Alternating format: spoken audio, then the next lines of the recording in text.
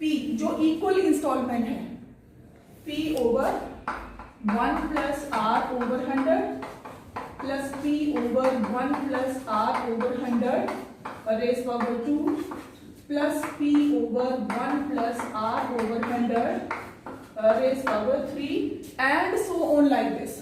कहां तक जाएगी ये वैल्यू? जितने टाइम के लिए आपने इंस्टॉलमेंट्स देनी है R over 100 raise power n क्या है? Total number of years of giving the instalments. Clear? अब यहाँ पे क्या है? इक्वल इंस्टॉलमेंट है, जो आपने देनी है इंस्टॉलमेंट उसका अमाउंट इक्वल इंस्टॉलमेंट्स में है, ये नहीं कि एक साल ज्यादा दे दिया दूसरे साल कम दे दिया। Is that clear? और ये इसमें क्या होगा? ये लोन अमाउंट जो आपने लोन लिया है उसका अमाउंट होगा। क्लियर? जब हम क्वेश्चन करेंगे तो आपको ज्यादा क्लियर हो जाएगा। Now start question number 10।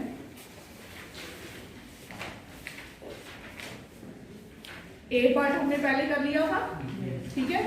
कनव आप बोल रहे थे कि कोई और मेथड भी है इसका। आपको दो अमाउंट गिवन है, अमाउंट आफ्टर 1 ईयर, उसका फॉर्मूला क्या होता है? P into 1 plus R over 100 होगी, पावर 1 हो गई, ठीक है। 2 साल के बाद जो अमाउंट है उसका फॉर्मूला क्या है? P into 1 plus R over 100 raise power. दोनों की वैल्यू आपको अलग अलग गिवन थी क्वेश्चन नंबर 10 ए पार्ट में। So first value was 2100 and the second was 2205। Clear?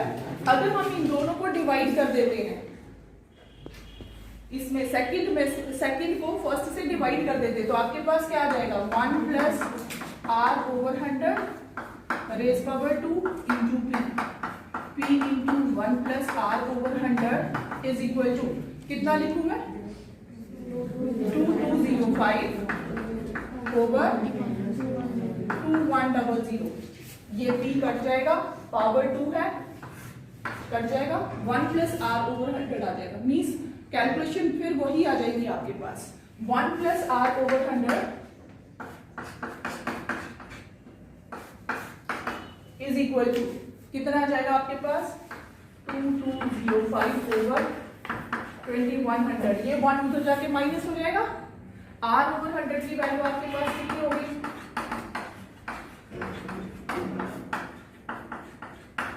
-1, ठीक है। जब आपने इसमें से ये सब्ट्रैक्ट किया तो आपके पास क्या आ गया? जो हमने सिंपल इंटरेस्ट वाले क्वेश्चंस किए थे,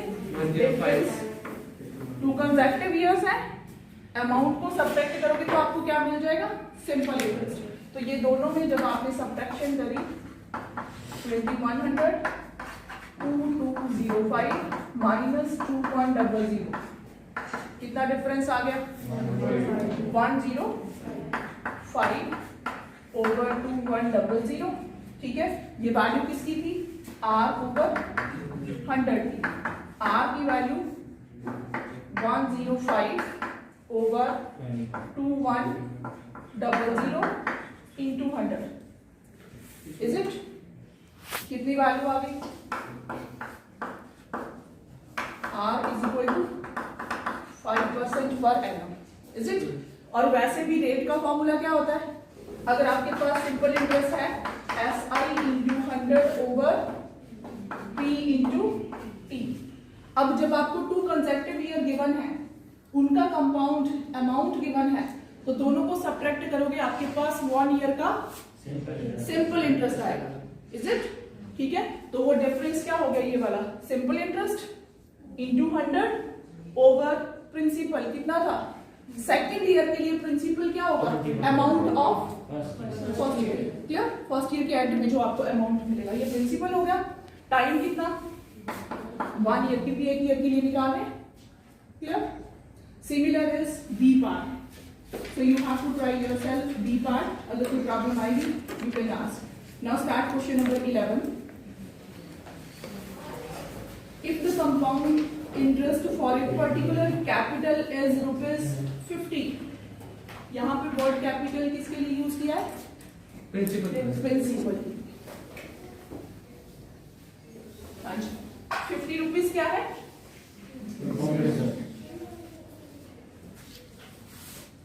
question number 11। Amount after first year, कौन सा अमाउंट है? Compound interest of a particular capital is ₹50। Compound interest है ₹50 for the first year and 52 for the second year. It is for first year. Clear? And compound interest is equal to ₹52 for second year. अब यहाँ पे board क्या लिखा है, second year या 2 year? Second year. Time कितना हुआ? 1 year. ठीक है। What is the rate of compound interest? आपने क्या फाइंड आउट करना? Rate of compound interest. अब क्या करें इसमें? क्या करें इसमें? सेकेंड ईयर आपके पास अगर 50 रुपीज ये फर्स्ट ईयर का कंपाउंड इंटरेस्ट है, फर्स्ट ईयर के लिए compound interest and simple interest both will be same होते हैं, तो हम इसको सिंपल इंटरेस्ट भी ले सकते हैं। Is it? What is the formula for simple interest? P into R into T over 100 is equal to ₹50। Clear? R आपने फाइंड आउट करना है, प्रिंसिपल आपको नहीं पता, so let principal is equal to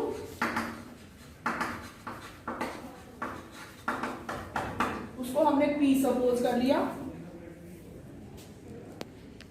principal तो नहीं पूछा ना फाइंड आउट करने के लिए, क्या पूछा है? Rate of interest. तो टाइम कितना होगा इसमें? टाइम 1 ईयर होगा फर्स्ट ईयर के लिए। Let it be equation number 1। Clear? अब आपके पास सेकेंड ईयर के लिए कितना है? 52 interest for the second year. कैसे निकालते हैं interest for the second year? Principal आपके पास क्या हो जाएगा? Principal for second year. अगर हमने कंपाउंड इंटरेस्ट की बात चल रही है, what will be the principal for second year? 1 year के एंड में, at the end of 1 year. आप सेकेंड ईयर बोल सकते हो या फिर एट द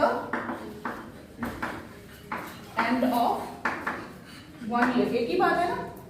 फर्स्ट ईयर का एंड हो गया और सेकेंड ईयर के लिए वो प्रिंसिपल कौन सा होगा? जो अमाउंट होगा P इज इक्वल टू, उसको लिए P1 ले लेते हैं क्योंकि P हमने कौन सा लिया? शुरू वाला लिया। P1 की वैल्यू कितनी हो जाएगी? ये जो प्रिंसिपल P है प्लस कितना हो जाएगा? ₹50। क्लियर? ये प्रिंसिपल हो गया। फिर इसको किससे मल्टीप्लाई करोगे? रेट इनटू टाइम से। आप सेकेंड ईयर के लिए हम कैसे निकालते हैं? जब ये वाला आपके पास principal amount is converted into principal for the second year, तो हम सिंपल इंटरेस्ट वाले मेथड से करते थे। ये वाला इसका हमने कंपाउंड इंटरेस्ट अगर सेकेंड ईयर के लिए निकालना है तो वो क्या होगा? P1 into R into T, 1 year for second year over 100 is equal to 52। ऐसे लिख सकते हैं कि नहीं? यस और no? Yes or no?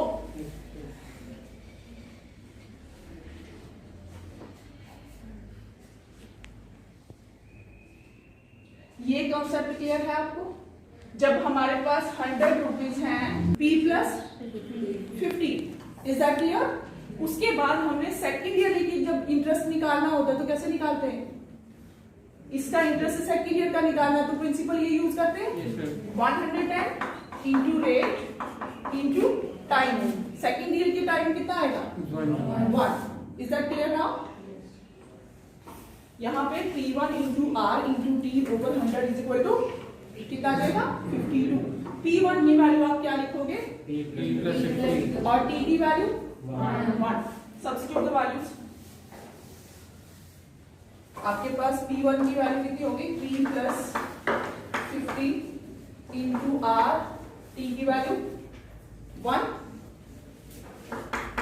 Over 100 is equal to 52।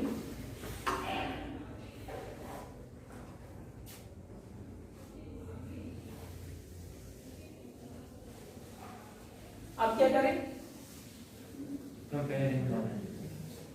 First equation में हमने किसकी वैल्यू निकाली थी, पी की multiplication P into R over 100 plus 50 into R over 100 is equal to 52, right.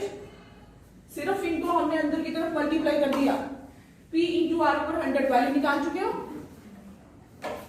हो, कितनी है 50 is equal to 50 R over 100, sorry यहाँ पे है plus, is equal to 52, 50 R over 100 is equal to 52 minus 50 कितना हो गया 2, और आपने इसको कट किया आर ओवर 2, आर की value 2 into 2 4% per annum.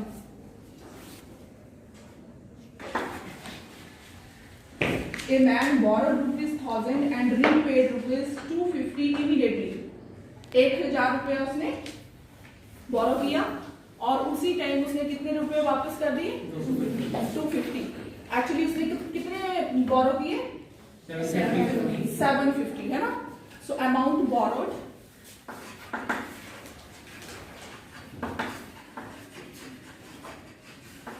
Is equal to ₹1000।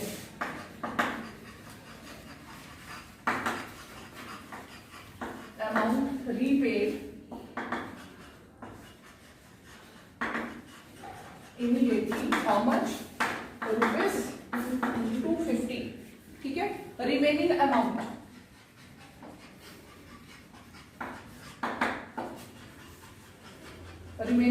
कितना रहेगा 1000 में से 250 माइनस कर दिए ₹750, ठीक है। अब आगे स्टेटमेंट में क्या बोला है, The balance was paid in 3 equal installments। अब यहाँ पे ये क्लियर नहीं किया होगा कि वो इंस्टॉलमेंट विद इंटरेस्ट है या विदाउट इंटरेस्ट, है ना। आगे क्या लिखा है, at the end of first, second and third year with 10% per annum interest on the unpaid balance. अब इनकी इक्वल इंस्टॉलमेंट बना ली 750 की, कितना अमाउंट 750 डिवाइडेड बाय 3 कितना हो जाएगा 250 रुपीज की हर एक इंस्टॉलमेंट, ये कौन सी है विदाउट इंटरेस्ट, प्लस इंटरेस्ट कितना देना पड़ेगा उसको, जो फर्स्ट इंस्टॉलमेंट उस पे इंटरेस्ट का टाइम क्या होगा 1 ईयर, सेकंड के लिए 2 ईयर, है ना। थर्ड क्योंकि सेकंड जो है उसने 2 साल के बाद दी रिमेनिंग अमाउंट पे, क्लियर। तो इसको कैसे करना है हमने, अब उसकी जो इंस्टॉलमेंट हुई वो कितनी हुई, अमाउंट ऑफ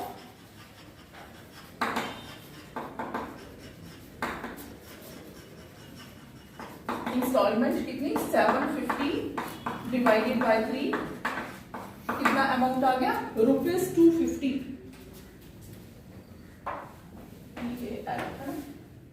₹250 की एक इंस्टॉलमेंट है, ठीक है। उसको उसने कब दिया, आफ्टर 1 ईयर। तो जो उसकी एक्चुअल में उसने कितना पे किया, आपको क्या पूछा है, find the amount of each instalment and the total interest paid, ठीक है, ये बोला ना। अब ईच इंस्टॉलमेंट का अमाउंट आप ये नहीं बोल सकते कि सिर्फ 250 दिए, 250 कौन सी इंस्टॉलमेंट है, जो उसने अमाउंट लिया है उसको डिवाइड किया। अभी इसमें क्या ऐड होना है, इंटरेस्ट ऐड होना है। तो अमाउंट ऑफ फर्स्ट इंस्टॉलमेंट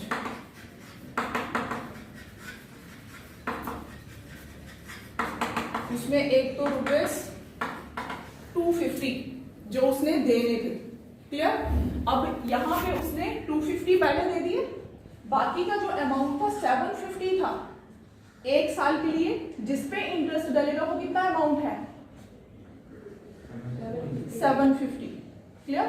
250 उसने अभी दे दिए, प्लस जो 750 उसका पहले का बैलेंस था उस पे कितना इंटरेस्ट लगा 750 into what is the rate of interest here it is given 10% into 10 over 100। Time कितना था 1 ईयर के बाद दिया, तो इसमें सिर्फ 1 ईयर का इंटरेस्ट डलेगा, क्लियर। कितना अमाउंट हो गया 250 प्लस 75 कितना हो गया 325। ये फर्स्ट इंस्टॉलमेंट उसकी कितनी की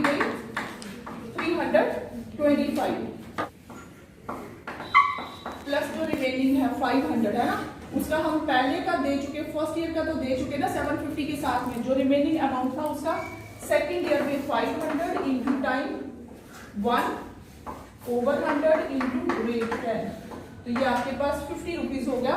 तो कितना अमाउंट बन गया, rupees 250 plus 50 rupees 300। Okay, is that clear? अब थर्ड ईयर के लिए कितना हो जाएगा, और रिमेनिंग अमाउंट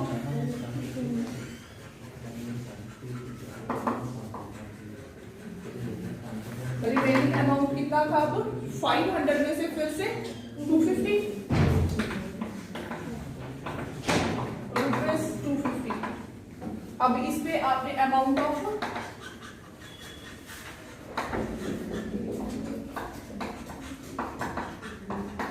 थर्ड इंस्टॉलमेंट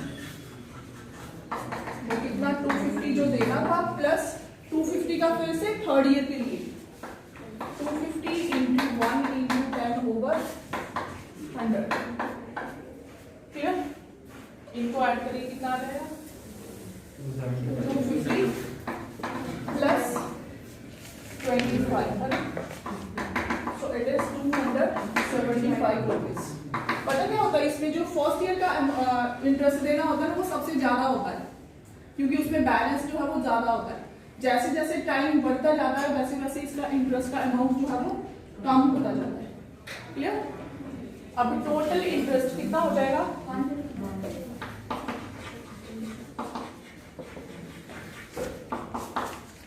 पहले साल के लिए कितना था 75 प्लस सेकेंड ईयर के लिए 50 एंड थर्ड ईयर के लिए 25, टोटल कितना हो गया रुपीज 150। ओके, और क्या पूछा आपसे, ईच इंस्टॉलमेंट का अमाउंट कितना कितना हो गया, फर्स्ट इंस्टॉलमेंट कितने की थी 325 और दूसरी रुपीज 300 देन रुपीज 275। अब ये देखो इनकी वैल्यू भी धीरे धीरे जैसे जैसे टाइम पास हो रहा है वैसे वैसे कम होती जाती है। क्लियर? ऐसे